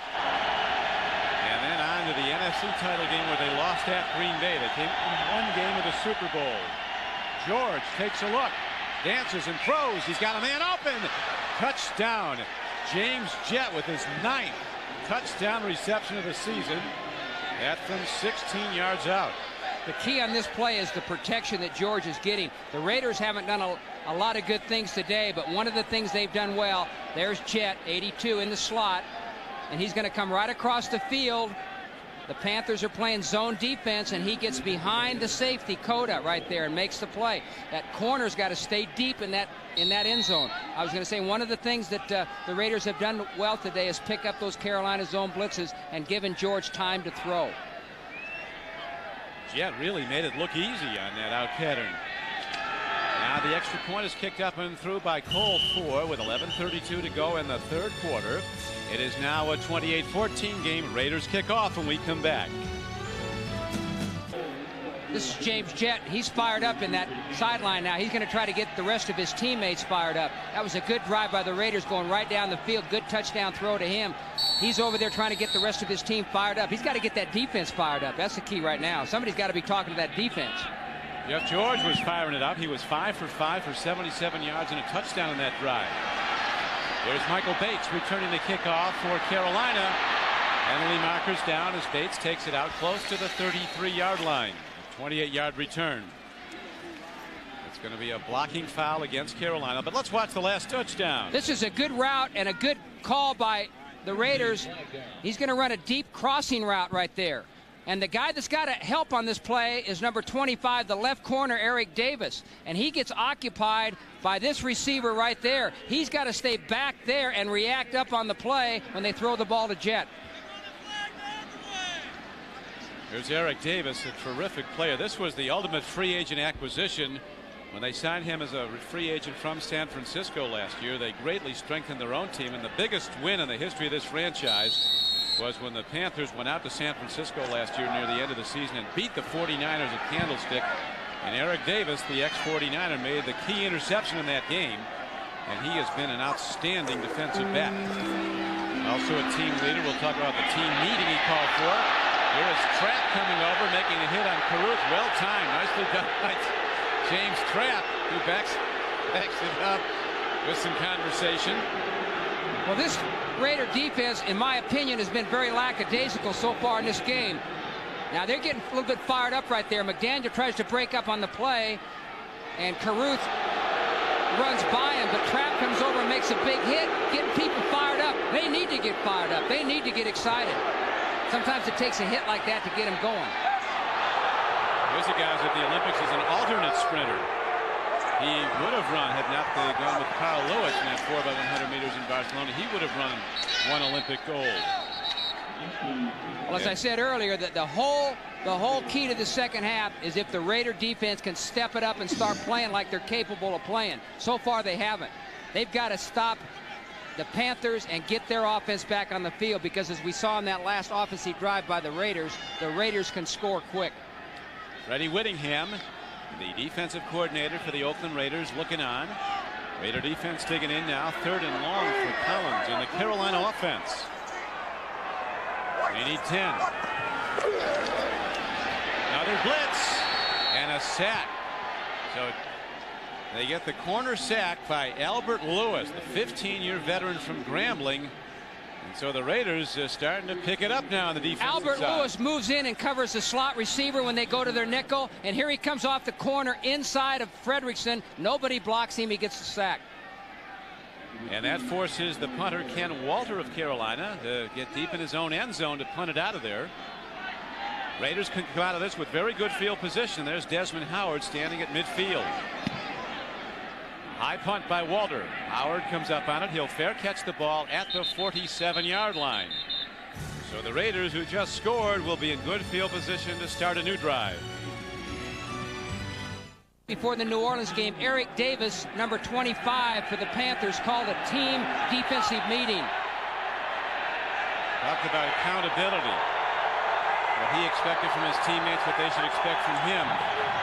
But there was too many excuses being made as Jeff George launches long. He's got a man, and it is almost intercepted. Tyrone Poole is playing some terrific cornerback today for the Carolina Panthers. They've been going at him a lot, and he's been standing up to it. Poole played his best game last week, and he is really coming on, according to the Panther coaches. Got his work cut out for him today, covering Jet, who's extremely fast. Jet. The Panthers were going to double up 81 Brown, the other receiver, which left Poole man for man on Jet. He does a good job right there. And that makes it 2nd down and 10 for Jeff George and the Raiders. 46-yard line of Carolina. Raiders now down by 14. Nothing happening as they try to run the ball with Napoleon Kaufman. Following up on Eric Davis, when Eric Davis called that team meeting, or that defensive team meeting, he had never done something like this, but he has emerged now as a vocal leader of this defensive football team. When they lost Kevin Green in the offseason, they needed someone like Eric Davis to step up and do some things like that. He said some things needed to be said. There'd been a lot of excuse making among some of the players. He needed to say, hey guys, we got to be accountable for how we play. The bottom line is do your job, don't talk about it. You didn't want to hear any more about this stuff. I came from another system. Right. They said, well, you're in this system now, play it. 3rd down and 12. Here's Jeff George standing up, firing to Tim Brown, and he's down to the 33-yard line. Tim Brown, I'll tell you, he's magnificent week after week. He sure is. And the key the key here is the fact that the Raiders, and they haven't done a lot right today, but they have done a good job of blocking the zone blitzes. Their offensive line, their backs are tied in. When you block those zone blitzes, you give your quarterback time. You're going to find a hole there in that zone coverage because you're covering zone with less defenders than you normally do. And you're going to find an open spot, and they're doing that. And the key goes back to the protection. Tim Brown, who's had a lot of stupendous days, has now 8 receptions for 142 yards in this game. Jeff George, he came in high. It's picked off by Sam Mills. And Mills on the run takes it out to the Carolina 45. So the most popular Panther delivers big on defense as Jeff George had to jump up and try to elude the pass rushers. Right to the wrong guy, and Sam runs it back 22 yards. Well, this is, like you say, Jeff George could not make a good throw right there. He's got people in his face, so he jumps up, makes a bad throw, a high throw. Sam's in the right place at the right time. There's Mills. He's going to drop back into his zone. He's keeping his eyes on the quarterback in the right place at the right time. When you play good disciplined football, a lot of times you're going to make plays when the other teams make mistakes. That's what Sam Mills did that time. We asked Sam if he'd ever go into coaching because everybody's going to want him to, and he said he and his wife have talked it over at length, and he is going to probably go into coaching. Ultimately wants to be an NFL head coach. I thought Sam Mills was smarter than that. No, he'd make a great coach. You know, he's a coach on the field right now for this Panther team. He was a coach on the field for us at New Orleans. As long as I've coached him, he's been the guy that's taken charge of that defense. A lot of times during the week when you're preparing for a team, Sam will come up with ideas. He'll say, hey, what about this? What about this? I suggest we do this. Wouldn't this be a good call? And he's the kind of guy that you listen to. When he makes a suggestion, you listen to him. And not many guys have had as much success as he has where there's success as well. He really can handle it. Very humble guy. Very classy. It is 2nd down and 9 as Collins stands in, fires a ball, and he gets Wesley Walls. Hey, Collins is right back in AAA form. 13-yard throw, threading it right in. Wesley Walls is so good on this kind of a route. He runs a little seam route to the outside, and he gets outside position on the linebacker, Beekert, and Collins hits him. Collins and Wesley Walls do a good job on that route. Good timing, good accuracy by Collins. Wesley Walls, you see 5 catches today for 76 yards. The interception by Sam Mills, the first turnover of the day, stopped the Raider drive. A blitz and a throw. It's dropped by Ray Caruth, the rookie from Colorado, the #1 draft choice this year of the Panthers. As they put pressure, they wanted to get in Collins' face. And a lot of times as an offensive team, you can't account for everybody. Right there, Lorenzo Lynch is rushing from the secondary position. That guy is accountable to the quarterback. Collins has got to get rid of the ball before he gets hit by Lynch. You can't block everybody. Sometimes the quarterback is responsible for a man, and that means get rid of the ball before he sacks him. See the comparison numbers here, Jim. Both quarterbacks throwing the ball very well. Here is a pump fake, and now a throw, and a little bit too much lead on it. As Collins upset with himself because he had his man open. Ragib Ismail running an in pattern. Well, this is the turnovers for Atlanta. You can see there when they win I'm sorry, Atlanta. For the Panthers, when they win the turnover battle, the takeaway giveaway ratio, they win the football game. When they're even or plus, they're going to win. When they're minus on the takeaway giveaway ratio, they're normally going to lose. This has been the history throughout their 3 seasons as a National Football League team. Yeah, this year they're 4-0 when they're even in turnovers or plus. They're 0-4 when they're negative in turnovers this year. And Collins somehow gets it away. The Raider defense really picking up its effort. Linebacker Mike Morton and Lorenzo Lynch again pressuring. And they force an errant throw. As you said, Don, the Raider defense is picking up. Again, they're blitzing with Morton, number 50, putting good pressure on Collins. The good thing about Collins, though, is he's got the agility to get away from that rush and at least try to get a completion. But Eric Turner also coming up to help. But the Raiders seem to be playing with much more intensity on defense the second half. It's a 28-14 game. Panthers have the lead. Ken Walter, their rookie punter, hits a high punt. And that forces the fair catch at the 14-yard line by Desmond Howard. So the Raiders get it back when we return to Charlotte. NFL season extends to the World Wide Web on NFL.com, the league's official website. Visit NFL.com for all of the scores and stats, including a complete roundup of this weekend's scores in action. Plus, chat live with some of the NFL's biggest stars. It's all at NFL.com. Raiders go to the run. Not a whole lot there for Napoleon Kaufman as he's trapped and knocked down at the line of scrimmage. Michael Barrow, outside linebacker, 56, brought him down. Pat Harlow, the left tackle for the Raiders, a former #1 pick of New England, has the rare problem for most players of not being able to hold weight.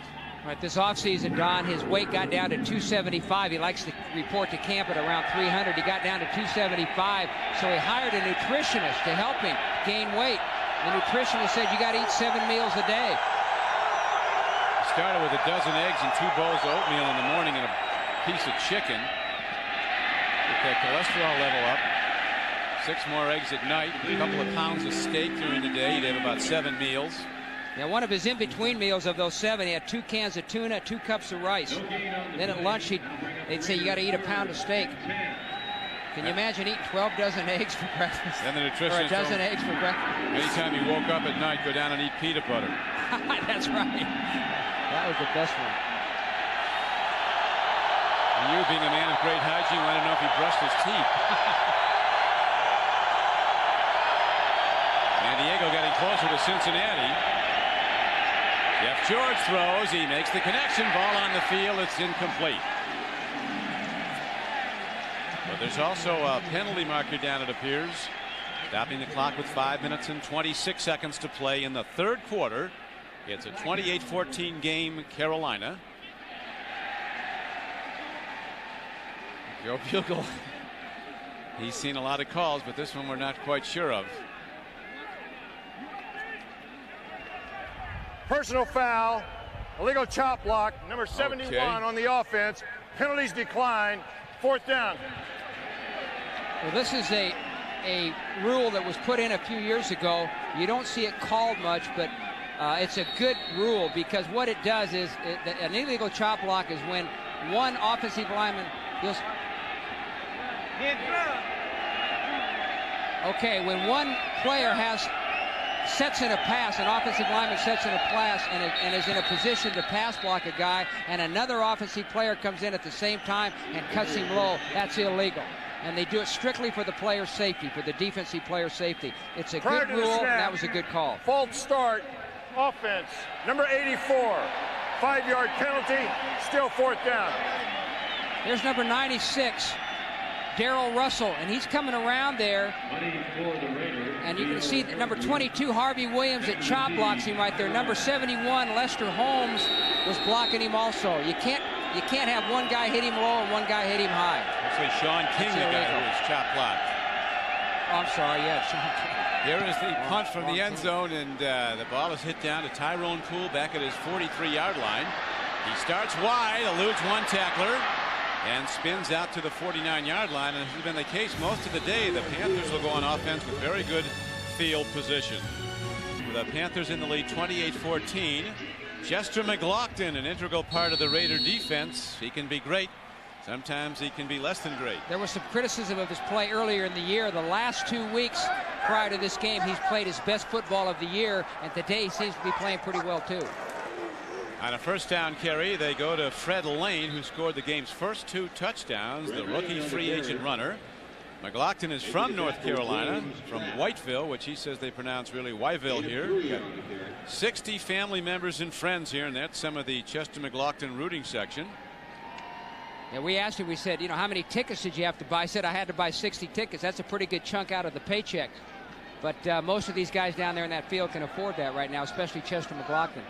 But I'm sure that his family and friends being here is helping him to play with a little bit more inspiration today, although he doesn't need that. 2nd down. Collins stops, takes a look, swings the ball over near side to Anthony Johnson, and he's ahead inside the 40-yard line, and he has a 1st down for the Panthers. 10-yard gain on the play on 2nd down and 8. This is a screen play to Anthony Johnson, and he's going to run a screen out there. He's going to block and then release. Good call. You see number 66 out in front. Frank Garcia, number 65, Matthew Campbell, number 66. That's what those linemen are supposed to do. Go downfield and block on those secondary people and linebackers. The Panthers will have to bring their A game on the road within the next couple of weeks. It gets as tough as it can be this year in the NFL. They have to play at Denver, then at San Francisco. Fred Lane runs, and they shut him down at about the 36-yard line. So we look at the Carolina Panthers' upcoming schedule. Not easy. 3 straight road games coming up. It gets a little easier when they go to St. Louis and come home to play New Orleans. Then at Dallas, Green Bay here in St. Louis here. As mentioned, if they win today, they will be 5-4, and that's where they were through 9 games last year, were the Panthers. And then they ran the table on the next 8 games. They were unbeaten as they won right through the rest of the regular season to finish 12-4. Won the first playoff game here at Charlotte, beating Dallas. Then they went to Green Bay on that bitter cold day and lost in the NFC Championship game. Lofted ball to the Rocket. Rocket Ismail going high, but he can't come down with it. That's Perry Carter, number 20, covers well for the Raiders.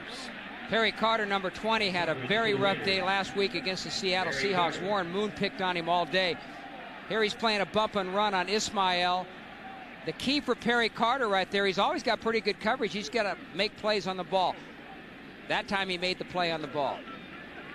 A lot of times guys can cover well, but when the ball's thrown, they're not making the play. The receiver comes down with the ball. That time Perry Carter won the battle. And it brings up 3rd down and 8 for Carolina. Collins stands in, sidearms the ball hard and fast, but not close to the intended receiver, Ray Caruth. A little bit of miscommunication there. As I said earlier in the game, against this bump and run man coverage, what they're doing with the receivers, the Panthers, is taking them hard down the field and then stopping. Get that defender running fast with them, then they stop, come back to the ball, and they've got position on the defender. That time, I think the receiver went a little bit too deep. Collins underthrew the football. Here's a 54-yard field goal attempt coming up by John Casey. His only misses this year have been over 50 yards. He's 1 for 4 from 50 plus. He hits the ball. Man, that thing would have been good from 70. What a field goal. He hit a 52-yarder earlier this year. He just hit a 54-yarder. He'd have broken Dempsey's record had he been back far enough. That thing was extremely well hit. He could have, his career long is 55 yards, and he was way beyond that. Man, did he hit that. Good snap, good hole. Boy, he came through strong that time. He nailed it. Georgia Bulldog, Bill Polian, when they first started putting this team together, realized as an expansion team, you have to have a good kicking game. You're not going to be in the end zone as much as you'd like, and so he went out and got the best place kicker he could, and Casey, and last year he ended up as the leading scorer in the NFL, did John Casey. NBC tonight. They thought a serial killer was on the loose. I don't think he should. You mentioned how Bill Polian felt like he had to start with a good kicking game. I think the Panthers made they started this franchise, an expansion franchise, with the right philosophy. Kicking game and defense. And that's why they were able to win the NFC West Division Championship last year and go to the NFC Championship game, because they were very, very strong in the kicking game and extremely strong on defense. This year their offense is catching up. Casey, a former Georgia Bulldog, boots the ball down on the kickoff to Desmond Howard. And he is out to the 21-yard line. A 16-yard return on the play is coming down to make a stop for Carolina was Dwight Stone, number 80, one of their best special team players, along with Michael Bates. Stone, a former Pittsburgh Steeler. It's good when you can get those wide receivers on your kickoff team. A lot of wide receivers aren't the best cover guys in the world. They can run fast, but when they get down there and have to make a tackle, they're not the best tacklers in the world. But Stone is an exception to that. He's a good cover guy with his speed, plus he's a good tackler. As he demonstrated then. Now Jeff George, his team down 31-14, has to start pitching again. Here comes a blitz. They pick it up. Pump faking. George takes a look. He gets a man, a beautifully thrown ball. And again, it is Tim Brown coming across the middle for a 12-yard gain and a first down. Well, again, like they've been doing all day, they've done a good job of picking up the blitz. Toy Cook is coming from the right side of your screen. They're nickel back, but George avoids the rush. He scrambles to his right and hits Brown. He's always looking for Brown. He's got 9 catches today, Tim Brown, for 154 yards. This time it's Napoleon Kaufman, and he breaks it for 15 yards and a first down.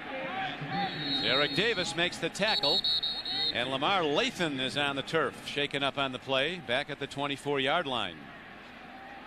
Well, if Lathan's out of the game, that's going to hurt that rush. You know, Vic Fangio, the defensive coordinator, was telling me yesterday that he really likes Lamar Lathan. He's things for the games in your area. That's an NFL and NBC doubleheader beginning at 12 noon Eastern time next Sunday. Raiders needing points, down 31-14 in the third quarter. Jeff George swings it to the open man. Up the middle goes Napoleon Kaufman. Dives to the turf so nobody gets a clean lick on him, and he gets ahead for a 10-yard gain and a first down. Well, the Raiders are in a 2-minute offense, a 2-minute situation here late in the third quarter. No huddle, and this is what they've got to do. They don't have time to line up a huddle. They've got to go with the hurry-up offense. Jeff George drops, and he's dropped at the 47-yard line. Andre Royal coming on a blitz. Well, that time they blitzed Andre Royal right up the middle, and either he was not picked up because of a mental error. Here he comes.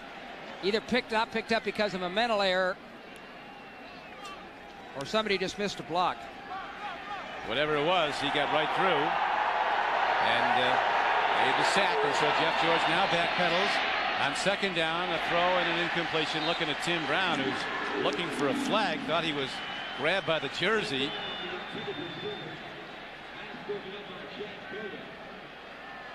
There's Brown.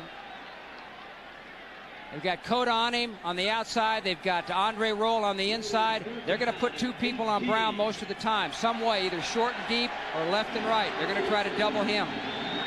Tim Brown brings that little pouch along with him in front. I don't know if that's to keep his hands warm or to carry his money. He has a lot of that too. I guess for every precaution in case it was a little colder than expected. It's a beautiful day for football in the Carolinas. Here in Charlotte as Jeff George on third down. He needs 18. Throw to Ricky Dudley, and the ball is tipped away. Excellent breakup by the rookie Mike Minter. They've been really raving about the way what you're going to see is a tremendous rush by number 69 Les Miller running over Lester Holmes. He just keeps his feet moving, powers Holmes right back into the quarterback, gets a good hit on George. That's a heck of a rush by Miller. Miller's not a nifty guy. He's a big, strong guy, weighs over 300 pounds. What he's going to do when he rushes the passer is just push that pocket, push that offensive lineman right back into the quarterback. That's what he did that time. It's fortunate Jeff George wasn't hurt. I mean, he came in and where he was knocked into him, he hit him knee high. Here's the punt downfield. Garaguz hits the ball down, and they're going to let it hop, and it goes into the end. Does it? Let's see. Well, they're going to rule it clean, and it's going to be down inside the 5-yard line. Excellent special teams play. Coming down to make the play for the Oakland Raiders was Rob Holmberg, number 57. This is a terrific play by number 57, Holmberg, on the punt coverage. It's a good punt by Araguz because he gets it good high with good hang time, but number 57, Holmberg, right there, jumps into the end zone, and before his feet comes down, he knocks the ball back into the playing field. Sometimes plays like that on the kicking game are overlooked as opposed to offensive plays or defensive plays. Those kind of plays are just as important. That's a terrific play. They got to keep this Panther offense now bottled up in their end of the field. Got to force a turnover if they can. There's been only one in the game today. That the interception by linebacker Sam Mills of Carolina. They go to the run into Fred Lane, and after his early success running for touchdowns, he has 2. He's now been shut down for the most part. The MetLife blimp is now celebrating its 10th year of providing aerial coverage of sporting events and television specials throughout the United States. Combined, the blimps Snoopy 1 and Snoopy 2 have traveled over 600,000 miles since the program began, and none of those miles traveled at high speed. It's got to be nice up there, though. Well, they've got a good view today, and it's a beautiful day. They thought it might rain today a couple days ago, but it's turned out to be a beautiful day. Some rain came through last night. Turned out to be a perfect day. Temperature in the 60s as Kerry Collins fires a hard pass on the flank. And Rocket Ismail makes the catch as the quarter ends. We'll be right back after these messages from your local station. He made some great throws today. He's playing very tough, very competitive. He really sets the pace with toughness and competitiveness. And there's a pitch back, and Fred Lane, who's been in most of the way since Biaka Batuka injured some ribs early in the game. Fred Lane runs it to the 25-yard line, a gain on the play of about 6 yards. Kaufman, Jim, he had 896 yards coming into the game, averaging 5.7 a carry. Well, Vic Fangio, the defensive coordinator, told us, he says the key to our game today defensively is not let Kaufman break the big play. They haven't done that. You're like the godfather of this Carolina team. The coaches are all started under you. About 5 of the players were there. That's why they're doing so well. Here's the throw. I agree with you. Here's the throw out in the flat. It goes to Rocket Ismail. He made the catch.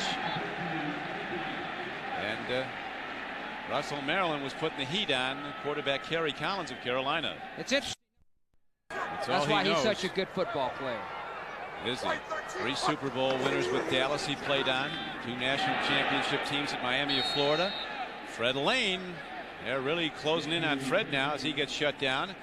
Lane is hit down as Beekert, the middle linebacker, came out and made the stop. Greg Beekert, number throw now. They like to run clock with that big lead, 31-14. Here's an all-out blitz. It's picked up. A throw and a catch by Rocket Ismail. And there goes the Rocket. Oh, they hold on. He almost broke it. James Trapp, number 37, held on. It was a 12-yard gain. Had James not held on, the Rocket was out of here. Well, they're rushing 2 guys on a blitz, so that puts McDaniel one-on-one with Ismail. Gives him too much cushion. You got to play a little bit tighter when you're blitzing people. Can't let him get that short throw in there for a first down. You blitz people to put pressure on the quarterback. Don't let him get the first down. Those secondary people have got to play tighter. See the Rocket having his best number of catches for the season, 5 today. He has 21 for the season. Handoff up the middle, not a whole lot happening. There is again Lane hit, breaking free and getting ahead for plus yards after it looked like he was stopped for no gain. Anthony game as Carolina's mounted a lot of big plays and consistent drives and has taken a 31-14 lead. Here in the 4th quarter with 11:08 to play in it. Straight up the middle goes Fred Lane. On 2nd down and 6, Fred Lane breaks open the Raider defense for a gain of 15 yards and a first down. Tackling wasn't a problem on this play. What happens here is the offensive line for the Panthers just blocked the defensive line and linebackers for the Raiders. Take a look at number 43, the fullback in college that's learning to be a blocker. In this offense, that fullback blocking is very important. Handoff to the fullback, and Scott Green, the first back, takes it inside the 40-yard line of the Raiders down to the 38. Field yet, has he? No, he hasn't played much with the 49ers. I think he's got 1 sack, but they've had a hard time getting him on the field, and he was hurt earlier in the year. Here's the throw and a beautiful catch by Wesley Walls. James Trapp. Now they're going to rule that it was no catch, so apparently that's what Trapp was celebrating. I'll tell you something, though, Don. I've seen the officials throw the flag there for taunting by a player. Trapp's got to be careful because I've seen a lot, not that bad. When Trapp makes a nice play, he gets the ball out of there, but right there where he taunts Walls, that's not good. I've seen officials throw the flag on something like that. A lot less than something like that. Walls might be mentioning to Trapp at this point the scoreboard, which reads Panthers 31, Raiders 14. A swing pass, and there's too much on it as Kerry Collins was looking towards Anthony Johnson. Ken Walter now ready to place the punt again. He hits the high end over end punt.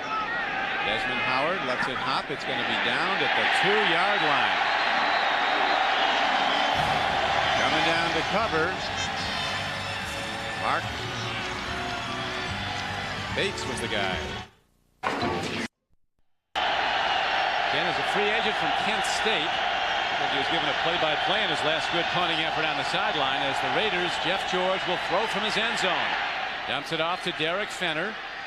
And he does well to get to the 5-yard line. A gain of just 3 yards on the play as the game clock.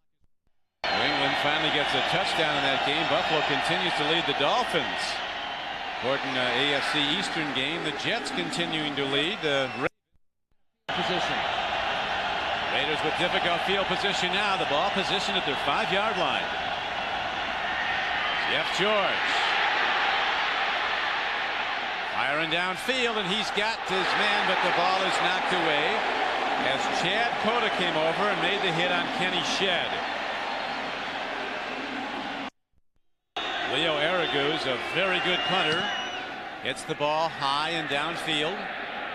Highpool waves it off, let it roll, and it'll be down at the 46-yard line. Well, 41.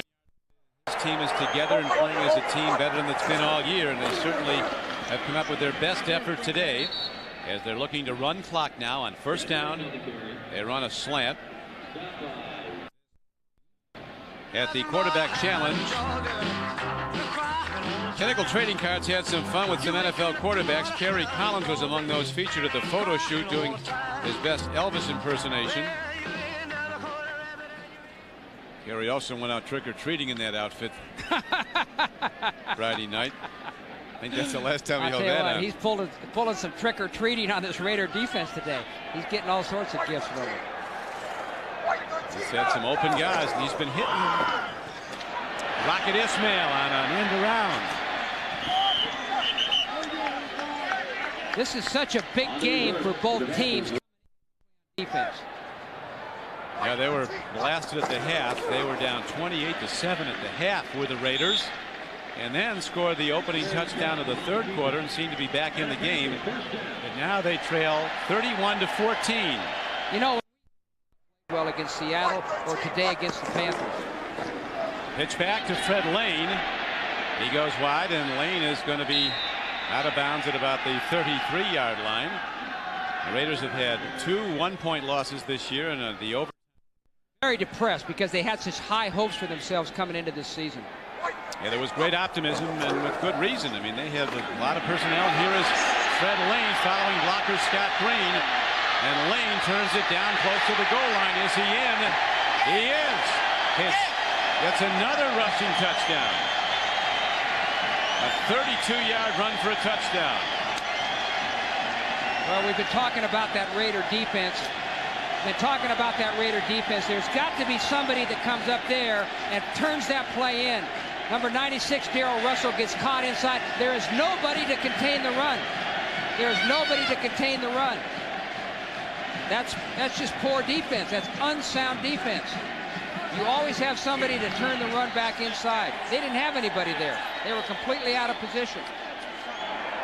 Fred Lane, Jim, has now rushed for 127 yards, the rookie free agent, and 3 touchdowns.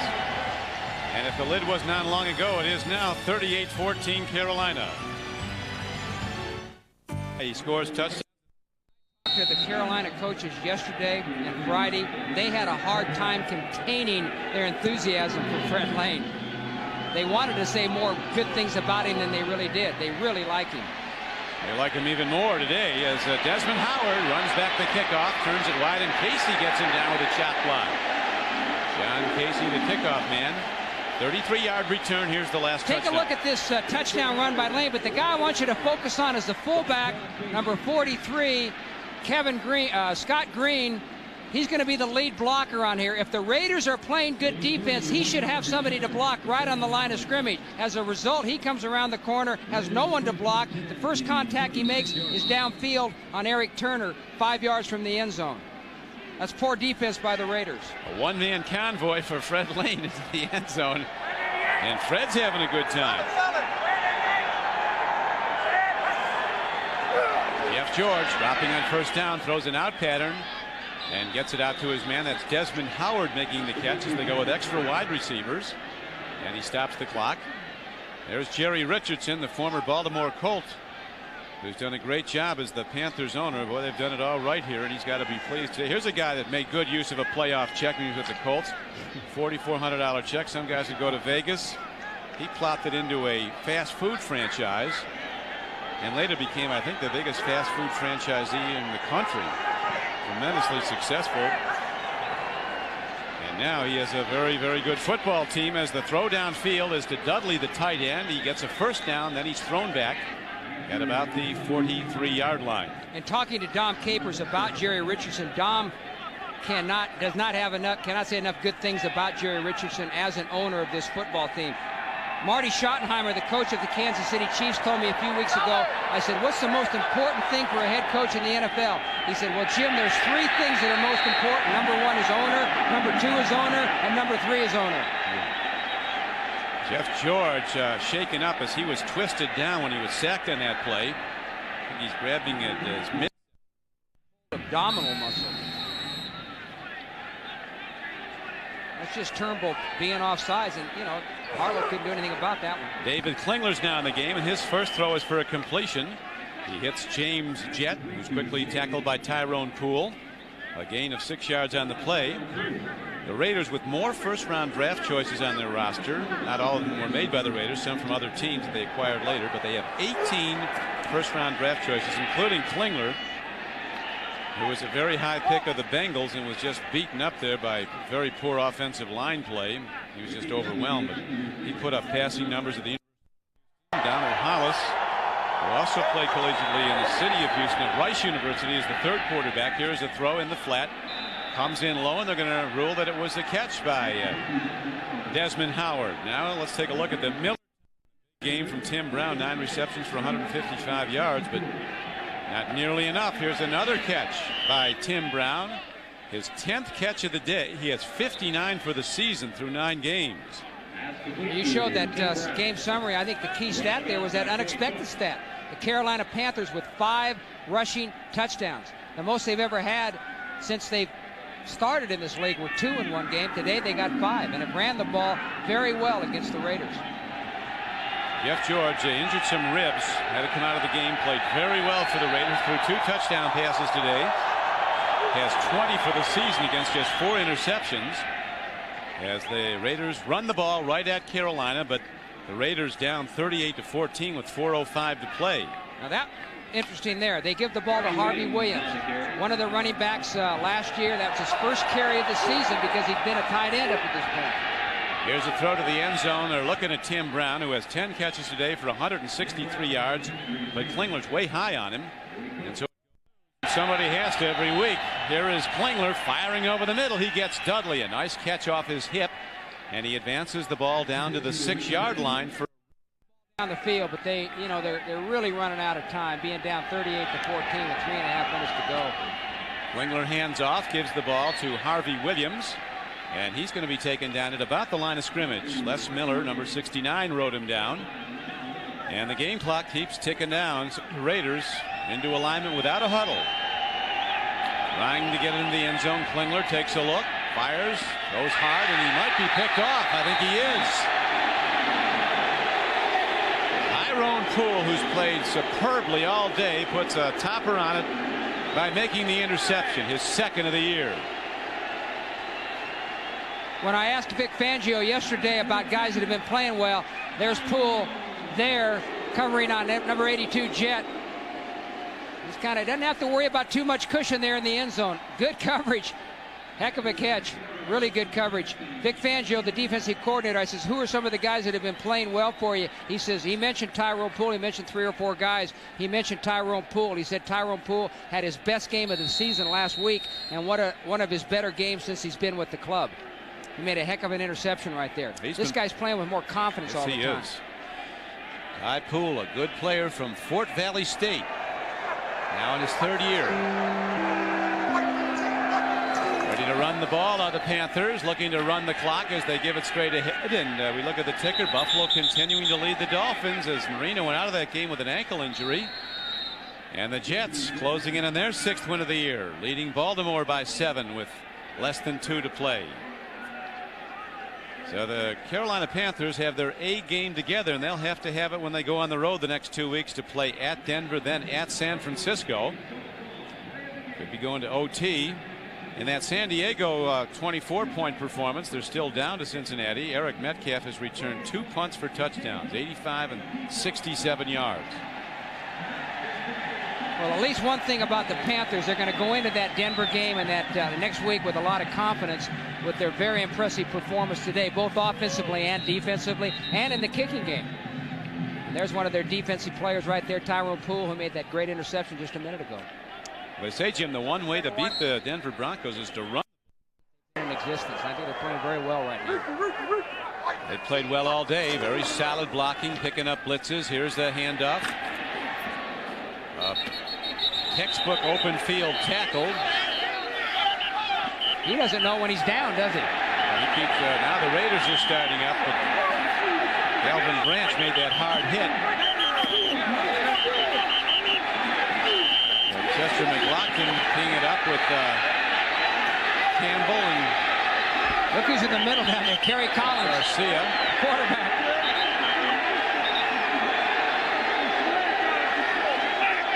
So the Raiders venting their frustration, and it's got to be a very frustrating day for them. Down 38-14 on a day they really thought they could win and knew they had to win as they came into the opening ninth game, the start of the second.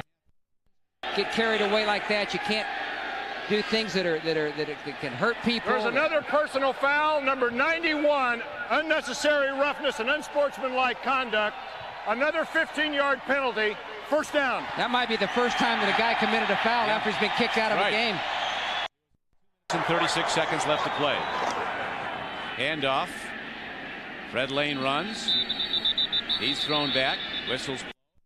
Sides of the ball.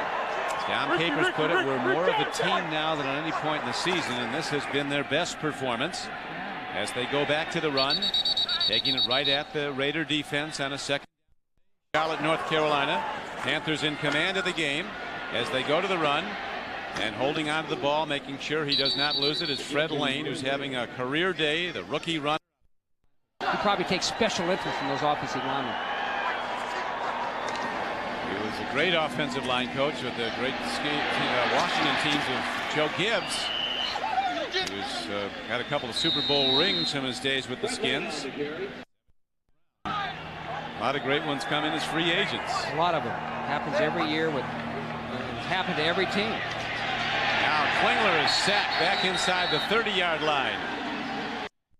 Patuka, who hasn't set the world on fire so far this season, coming off the knee injury. Or do you start with Fred Lane, who rushes for 140 yards today? Hey, it's a nice choice, though, isn't it, for a coach? Oh, yeah, that's the kind you like. But it'll be interesting to see what they do next week if Patuka. You know, Fred Lane's healthy. Everybody in the field hits him, and he keeps on running. Handoff as they go to Tim Hall, and he's ahead, has a first down for the Raiders out to the 45-yard line, but we're down now to 19 seconds left to play. We'll be staying with our NBC cameras on the field for the post-game handshakes, if there are any. We could have, now there are some. That's good to see. As it got very heated, two Raiders were thrown out here late in the game, Chester McLaughlin and Russell Maryland. And Joe Bugle, the consummate sportsman that he is, despite this bit disappointing day for Bugle and his Raiders, comes across and shakes hands of the victor, Dom Capers. That's hard to do sometimes when you're a losing coach. You know, what you want to do is just run into the locker room. And for Joe to come across like that, and most of the head coaches in the league are classy like Joe is right there, but sometimes it's very difficult to do. Man of the day who carried the day, Fred Lane, the runner, will be coming back to Charlotte with a Panthers win 38-14. Hey. You the new intern?